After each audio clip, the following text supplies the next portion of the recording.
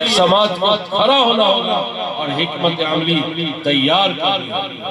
مدارس مکاتب کے لوگ جہاں کہیں بھی ہیں، چاہے اس مدرسے کے ذمہ دار ہوں، چاہے مولانا سمیع احمد صاحب ہوں، چاہے مولانا خورشید عالم صاحب ہوں، پورے ہندوستان میں علماء ملک کی آزادی سے پہلے بھی حالت جنگ میں تھے، اور ملک کی آزادی کے بعد پھر علماء اس وقت سے لے کے آج تک حالت جنگ میں۔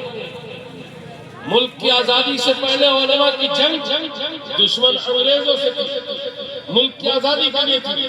جب ملک آزاد ہو گیا تو ہمارے علماء کو جنگ سے چھٹی نہیں ملی۔ علماء اب بھی حالت جنگ میں، میں بھی حالت جنگ میں، قاری صاحب بھی حالت جنگ میں، مولانا بھی حالت جنگ میں۔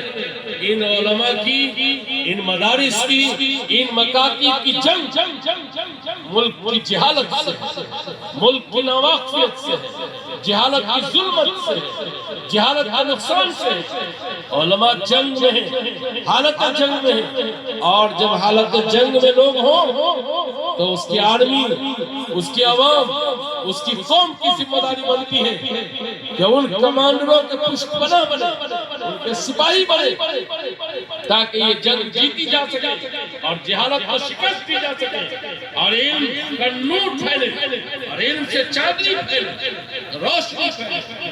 اگر یہ حالت جنگ میں نہیں ہو، جہالت کی دبیس چادر جو ہم پر سایہ قدم ہے، وہ چادر ختم نہیں ہو سکتی ہے اور جہالت چھاتی چلی جائے گی۔ اس لیے میں کہتا ہوں کہ علماء، حفاظ، اہل مکاتب، اہل مدارس، مسجد کے ائمہ، مؤذنین، ملک حالت جنگ میں، اور ان کی جنگ جہالت سے۔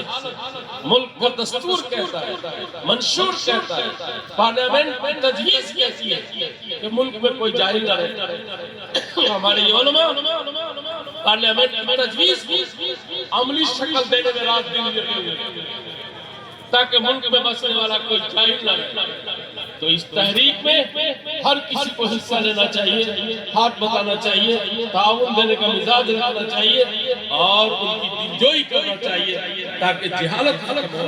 جہالت ختم ہوگی تو یقیناً صلاح و فلاح کا مطلع طلوع ہوگا اور روشنی اس کی پھیلے گی، اور جب فریضہ دین، فریضہ تعلیم ادا ہوگا تو جو ظلمت ہے جہالت کی وہ کافور ہوگی اور دین و ایمان کے ساتھ جینا نصیب ہوگا۔ یہ چند باتیں میں نے اس وقت آپ حضرات کی خدمت میں عرض کیا ہے، انہی میں سے یہ ہیرا موتی بھی ہے جس کو اس مدرسے نے تیار کیا ہے۔ یہ بھی انشاءاللہ تیار ہو کر کے جنگ کا حصہ بنیں گے، یعنی جہالت کے خلاف لڑائی لڑیں گے، جنگ لڑیں گے، یہاں تک کہ ملک سے جہالت کو مٹا کر کے دم لیں۔ اسی لیے میں کہتا ہوں کہ آزادی سے پہلے بھی علماء نے جنگ لڑی ہے اور آزادی کے بعد بھی علماء کی جنگ جاری ہے، اور وہ جنگ کس وقت جہالت سے۔